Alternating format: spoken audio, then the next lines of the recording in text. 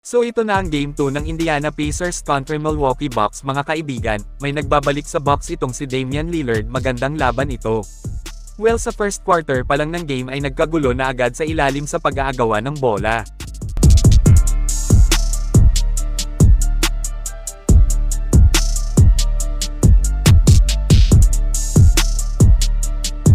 Grabe mainit pareho ang mga dugo nila, pinagtripan pa ng fan na ito si Giannis Banilangan ni Manong sa free throw, may nakalagay pa na Greek time, grabe naman.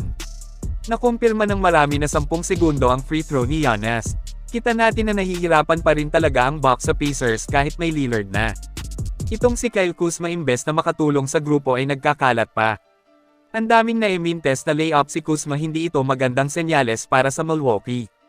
Kayod kalabaw si Giannis habang napakatahimik ni Dame sa kanyang pagbabalik, mas umangat pa rin talaga ang bagsik ng Pacers kahit almost healthy lineup na ang visiting team.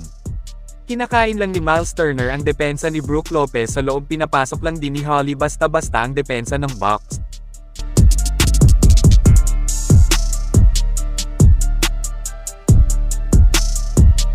Kaya sa huli nakuha na naman ng Indiana Pacers ang panalo mga kaibigan, 2-0 na po ang serye pabor sa Pacers. Napansin ko na mas may lalim ang bench ng Pacers kesa sa bench ng Bucks, kailangang gumawa ng adjustment dito si Doc Rivers para sabayan ang kalaban. Nakadepende na lang sa mga palitan.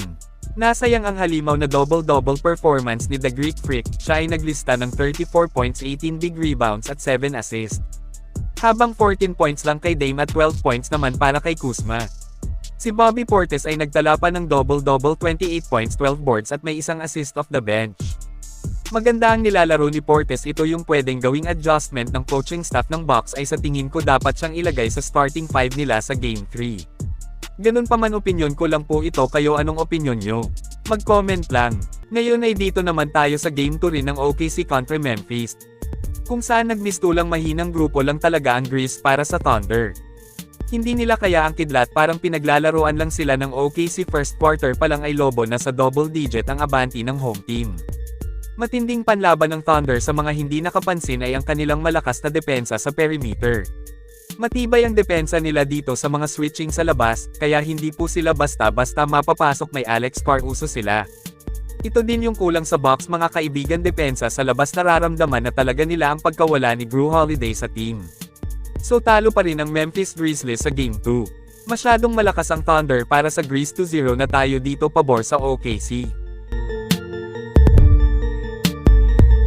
Samantala itong kilalang malaking tao na haters ng Warriors noon at kay Stephen Curry na si Kendrick Perkins, ay hanga na sa GSW ngayon, matapos ang panalo ng Gold-Blooded sa Game 1 versus Rockets, ay sinabi ni Perkins na kumbaga talagang isang legit title contender itong Golden State Warriors ngayong season. Nandahil sa may Jimmy Butler daw sila na nasa likuran ni Curry. Hindi man sa puntos umangat si Butler kasi may Steph, pagdating sa playmaking, sa mga assists, sa steals ay maingay si Jimmy.